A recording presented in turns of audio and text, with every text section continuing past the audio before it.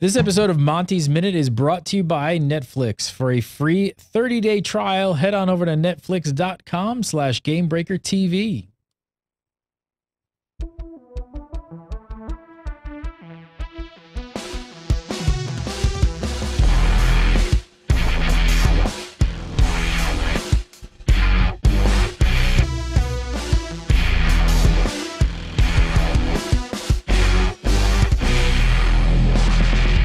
What's up, everybody? Welcome to Monty's Minute, episode 26 for April 9th, 2013. I'm your host, Gary Gannon, and of course, joining me as always, it wouldn't be Monty's Minute without Mr. Monty Sharma. How are you, sir?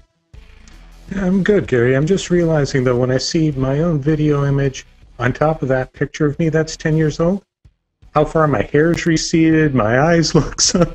That's terrible. Yeah, I don't look at old pictures of myself. It just reminds me how old I actually am. So, well, been a couple weeks. We've been off. We did PAX, did GDC. We did all kinds of other stuff. You recorded a bunch of video at GDC, so you'll be bringing that in the next coming weeks. Who did you actually get on tape there?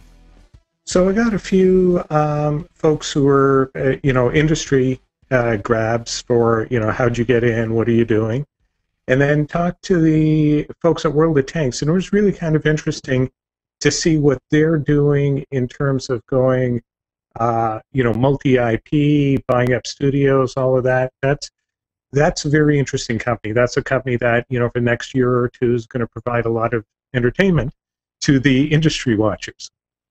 I think even beyond entertainment, they're probably going to offer a lot of sort of like paving the way road manual to some extent for a lot of companies out there as well. So, all right, cool. I'm looking forward to that one.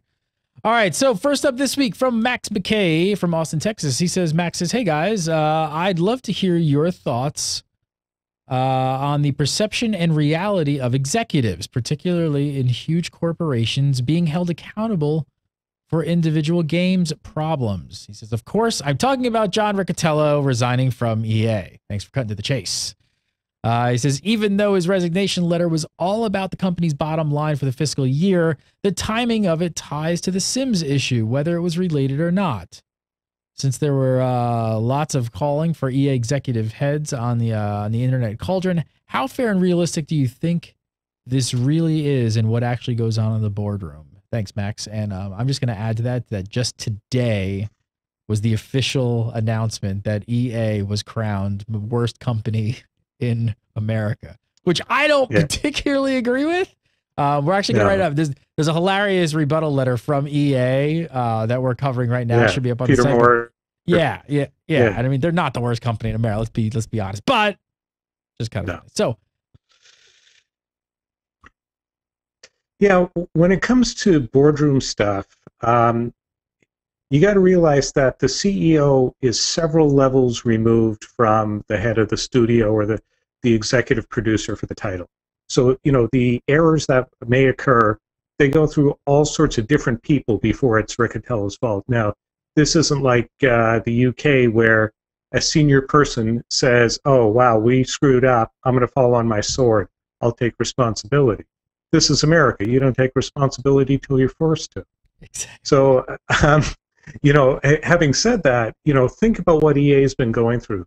So Riccitello's been trying to make a turn. So Peter Moore had said, geez, probably about 5 or 6 years ago, that EA had to get off the burning platform that is the DVD. They had to get away from their dependence on physically shipped media. They had to figure out free-to-play. They had to figure out mobile. And so Riccitello was trying to take a big ship and make a turn. And when you get to that level of management, God knows I haven't been even remotely close to it. I've met people at that level. So, you're dealing with a lot of abstractions, though. Hey, we did this, like the VP for online at GameStop resigned a little while ago. He grew the business in the last year $700 million. And you'd say, hey, that's pretty good. But if the expectation was, or the push from directors or somebody else is, oh no, we should have been able to do $1 billion, then you get this sort of stress. And, it's oftentimes when it's a CEO, it's a little bit of them leaving and the board saying you got to go. of, okay, I've done what I can. This has been a tough job for a number of years, and I'd like to go home at night. I'd like to, I'd like to improve my quality of life. And so they start heading out the door as well. I don't think it was directly related to Sims. I'd be really surprised if it was. In fact, I would have canned whoever was in charge of operations planning first. But I think it was more, hey, we're turning this huge oil tanker, and guys, I got you 45 degrees around, and now we got to try something different. All right, next up, this one in from Vikram. Vikram says, hey, Gary and Monty. My question for Monty is, why do game publishers release games on Tuesdays? Movies release on Fridays, while music albums and game release on Tuesdays. Books are released all through the week. He says, I wish game publishers released their games on Fridays too. That way I have my weekend to dig into them. So when did that industry standard start of Tuesdays? Yeah, so that's... you think it's a pretty simple question. And I ran around GDC asking everybody I knew, people who had been GMs for, EA, Activision Studios, people who've been in the industry for 20-some years. And everybody asked to say, so, why do they ship games on Tuesdays? Because the base answer was, don't know. Don't know. Must be some sort of standard. The only answer I got that made a modicum of sense was one guy who used to be in the music business. And he said, look, what the music business does is you don't want to mess with the retailer on the weekend. So you'd ship to the retailer on, Friday or so, and the boxes end up in the back. They go through the weekend. Monday they stock, or, Monday they get ready to stock and prep the shelves, and Tuesday music goes out. And that, his thought was that probably continued, into the game business. But other than that, nobody has a clue. So do you think publishers might break the trend at some point when we sort of start going much more digital and fully digital? I mean, what's the difference when it drops on Steam? I mean, I would almost... Because now you basically have your weeks to look at, and your seasons and your holidays, right? And you're going to base it around Christmas. And there's always a ton of competition. There's hardly any weeks near the Christmas holiday season that you kind of have a window of opportunity to not go up against a Grand Theft Auto or something else like that. I would almost be jumping all over like odd Thursday release or something. But there's a couple of other, let's say logical model reasons why you'd want to do it as well. One is if you've got online components or you've got, a substantial game, releasing it on a Tuesday means you've got the rest of the week to fix the bugs before the crowd hits you on Friday, Saturday. And that's why one person had the quip of, because that's when WoW's patching. But, it's a lot of the online guys will never want to release on a Thursday or Friday because it's just too much of a risk that you're going to have to pull your whole team in over the weekend. Everybody's grumpy and tired. The other thing with Tuesdays is, in terms of, events I have to go to, they're on Tuesday more often than not. And it's early enough in the week that people aren't tired. It's not a Monday, which often ends up being a holiday. Nobody wants to go out on Wednesday. You can get some people out on Thursday, and then people's brains have shifted. So, there's also that Tuesday value of, we're catching people at a good time. They might go out to the store and buy it early, and then we've got the ramp up to the weekend. Okay. Simple question. Interesting answer.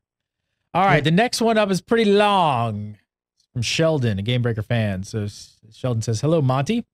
I have a question for you. A little bit of backstory. First is I am currently working on a publishing team helping to bring an MMO from the Asian market over to the United States. We are a first-time publishing company. However, we have all the back-end systems covered, servers, website, and more. We have the know-how to get the game launched. However, we do not really have anyone experienced in the area that we are asking about below. So my question is, We are nearing closed beta and open beta here in the next couple of months. We've sent out emails to many different media outlets and reviewers wanting to bring them in to have a look at the game and potentially spread the word about the game before we start a full-blown marketing. However, we are getting little to no response from the general community, even from sites that cover games of its specific type. I was hoping that you could shed some light onto how companies typically do this, as we have skipped venues such as PAX and the like in an effort to keep our initial costs down. And it really isn't cheap to rent a booth and get demos prepped and a whole lot. Thank you for your insight. Keep up the show. It is truly appreciated by some of us just getting stepping foot into the video gaming industry. Sheldon. So another interesting question. Somebody ready to ship. And I think we're both going to have some insight a little bit to this. I'm just going to start this really quickly by saying, Sheldon, I can't believe you didn't work the name of your game into that question. That's exactly what I was going to say. Because there was talk about it right there. There was an opportunity. You missed it, Sheldon. Right there. Just put it right in there somewhere. I would have immediately plugged it. I would have looked at it. I would have been like, what is this? That would have been like, you nailed it. And that's where I thought Sheldon was going. Exactly. We would have looked at it. We would have mentioned it. We would have, there would have been something there. And this though is a classic problem with a lot of game developers is they really discount how difficult and important marketing is. So, a lot of times, people look at marketing, oh yeah, you just talk to a couple of reporters and, that's it. You buy a few ads, it's not a big deal. There is a lot that goes into, sort of your media plan and advertising strategy and other things like that. Particularly since you're a first-time publisher at this, you have got to get in front of people. And, if that means you can't afford to have a booth, go to the event anyway, troll, talk to media, have some friends walking into parties, whatever it takes to get connected up to some folks. And that's required. From there, your media plan's really got to focus on who writes about this stuff. So obviously Gamebreaker. But then you look at MMORPG, you look at 10 Ton Hammer. There's a bunch of other sites that cover MMOs. So you've got to get, the message right to take to them, because what they're going to ask, or what's in the back of their head, is this another Asian grindy art style kind of game, or is there something interesting here? We've seen tons of Asian games come across. A lot of them, they just don't impress. So what's unique? Why is your game different than all the other Asian games? I have to know that in under 15 seconds of your emailing. Yeah. Because my inbox is flooded, especially after GDC and things like that. It is flooded with people I don't know hitting us up about looking at their game. And most of us have gone to GDC and PAX and things like that for years now. The MMO industry is kind of small. It's not that big. We kind of know most of the people who are the big players in the industry, so we kind of already know who to talk to. And if we haven't met them, we know who we want to talk to. But so when there's the outside, that tier of people that we have no idea who you are, we are flooded with stuff like that. And we need to know a unique point, right? You look at us for Gamebreaker. For us to write an article on something, you've got to tell me something completely unique. You have to basically not fabricate, but figure out what the story is, the news story, and then tell it to me, because I don't know what your story is. You're just more pixels on a screen, right? And I'm looking at traffic. Well, I can put up a post about World of Warcraft, which I know is going to get me a ton of traffic, or I could put an article up about your small game that I shouldn't even say it's small, but game that no one's ever heard of that you're bringing over. And it's this may potentially get no traffic unless you give me a really good story. Absolutely. And that's the part that a lot of companies miss, right? Why is this different? Why should I care? Now, if you don't have connections in the industry, if you don't know people, all of that to ramp up, spend the money on somebody in PR. So there's, we've worked with Alicia Basoli, Andrea Schneider. They're freelancers, and they're good, and they know all sorts of people, and they will get you some press. And press begets press. So if a few people in the MMO business write about your thing, the other guys are going to say, yeah, hey, what's up with that game? We're all watching each other, right? You know, we have massively MMORPG. We have them all up on our screens all day long. We're checking all their news feeds. If we something pop up in some game that we haven't heard about, we're looking into it. But again, you got to give us some unique angle. You got to tell us what it is. You can't just be like, it has 50 levels and it has PvP and PvE. Like, no, every game has that. Like, you got to give me something more. Going back to your convention thing, though, what I would say is, yes, it's very expensive for you guys to get booths, but it's not that expensive to get a hotel room. And I'm sure you guys can spring for like a halfway decent hotel room. Maybe it doesn't have to be like a presidential suite or something, but something near the conference where you can try and set up meetings out of your hotel room. And more companies are doing that. And just, you know, just got to keep banging on doors. But I'd say the number one thing is give us some really, really unique thing. Like, give me something to grab onto, and it's got to be fast. You got to let us know fast. And so, you know, aside from press, you look at maybe an advertising strategy. Do you have enough cash to actually advertise? And in doing that, you know, it's again, these sites we just talked about. Buying ads there is going to drive traffic because that's where people who play MMOs go to look. Mm-hmm. It's also, you know, while editorial and advertising are clearly separate in every place in the world, if you make a decent ad buy, somebody's going to say, hey, take a look at the game. I mean, they've got enough money to buy these ads. There might actually be something. It drives it. But a good, you know, sort of demand plan is going to mix up your advertising, the various sources, how much you spend.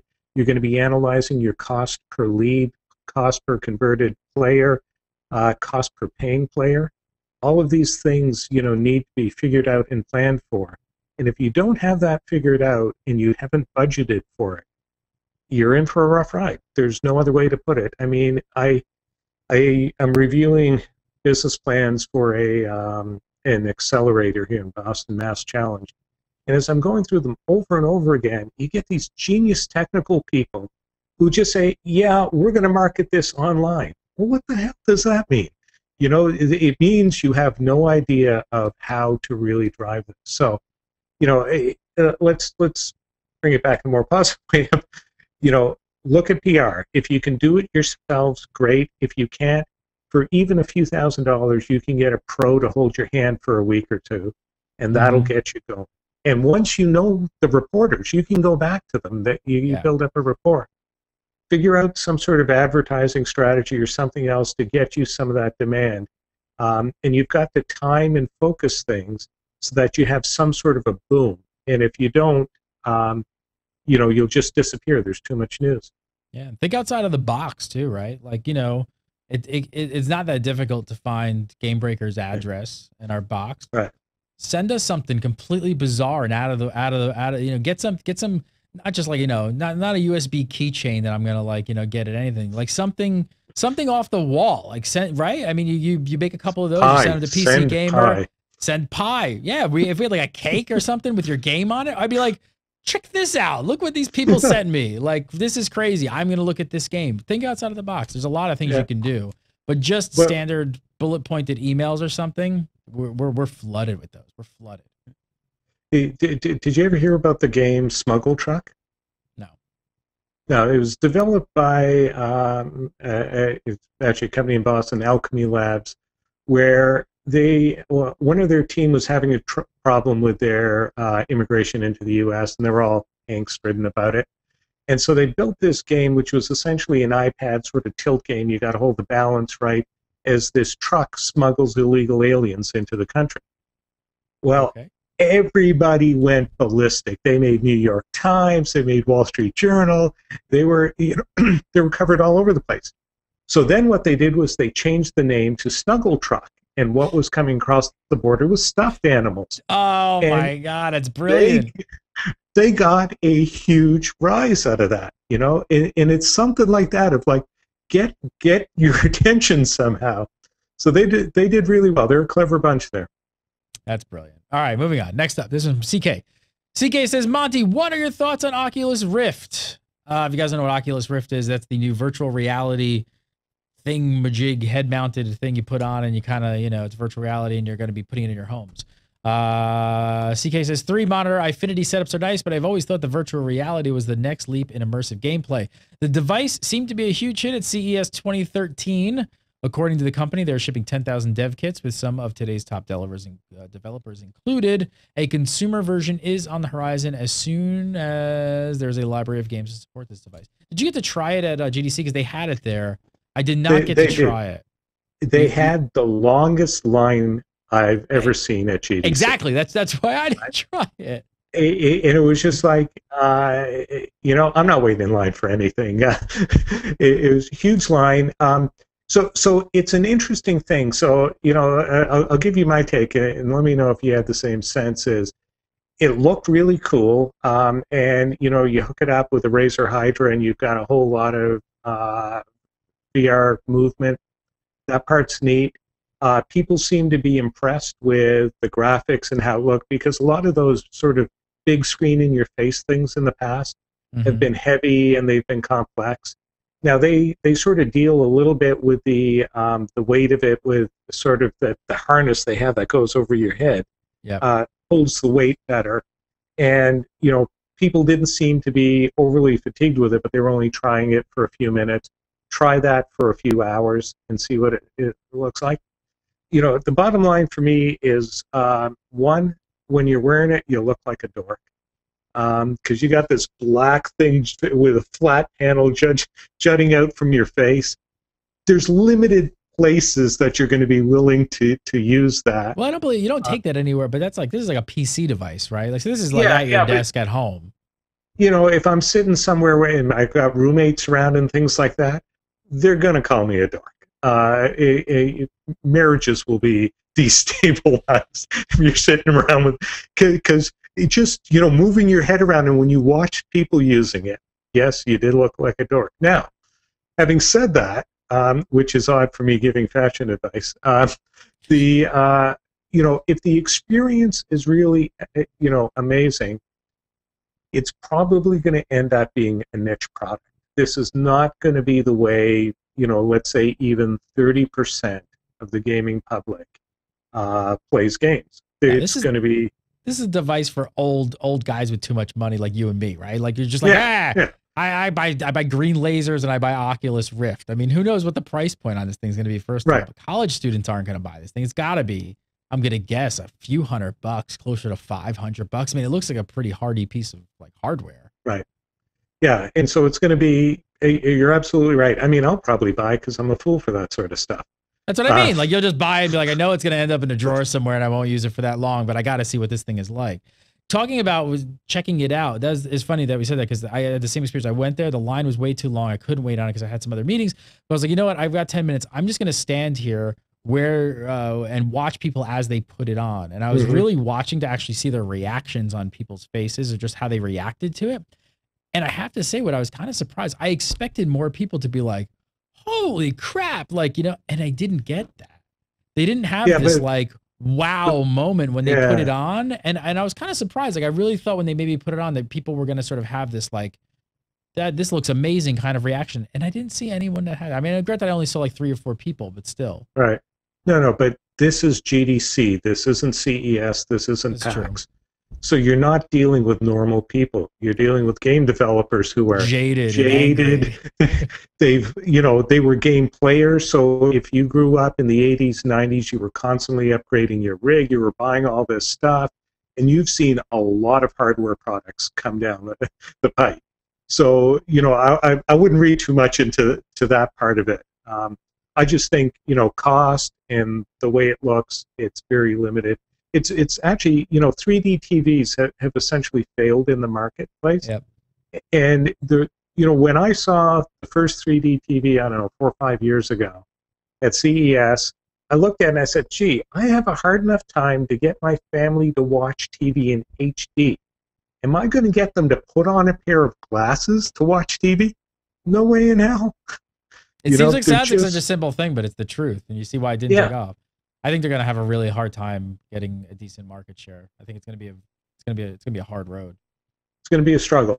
I mean, hopefully they're financed well enough and they know it's going to be a niche product, or they get bought out by somebody like Logitech or Razer, who's got the manufacturing and distribution channels to actually, sell it at a decent price. And I don't know, but that was what I was going to say. My next idea was possibly that they have some sort of exit strategy to sell the, develop the technology, get it out there, get some, some hype built around it, and then try and sell the company really quick, possibly. All right, next up, this one from Anthony Ragucci. Anthony says, hey, Monty and Gary. First of all, great show. It has really shown me that behind the curtains of game design and production. Thank you. So thanks for watching. So now my question. I'm currently a senior in high school and have recently got accepted into LaSalle University in Philadelphia, Pennsylvania for digital arts and multimedia design. I wanted to know what type of job in the gaming industry would a major like this would put me in. Thanks. Doesn't really say exactly what his major is. They're just digital arts and multimedia design. So I don't really know exactly what that encompasses. Well, when I hear something like that, I tend to think it's more on the arts side of the house. So you're not likely to be a programmer coming out of this. It's interesting, we were just doing selection for our summer program today. And as you sort of walk down the list of people who were applying to get in, based on the institution that they were coming from, you could make certain assumptions. That, hey, this person is coming from, this school, and they say they're an artist with some programming skills. They probably have fairly decent programming skills because that's, a hard-nosed engineering school. This person's coming from a place that's art-heavy and design-heavy with weak programming. If they say they're a programmer, they're probably a weak programmer. So that you start to make these inferences from places. So, the thing I'd say is, Anthony, is you're going to be educated on the art side, most likely. And as you do that, you're going to gain a sense of there's all sorts of different artists, technical artists, concept artists, people who just do UV unwrapping and lighting and all sorts of things like that. There's lots of specialization. So you need to make sure you're networking, like we always say. Go meet artists who actually work for a living. And did he say he was in Philadelphia? He did. And I was going to say, yeah. Wait, let me guess. Get to a game jam. There's got to be a game jam in Philadelphia.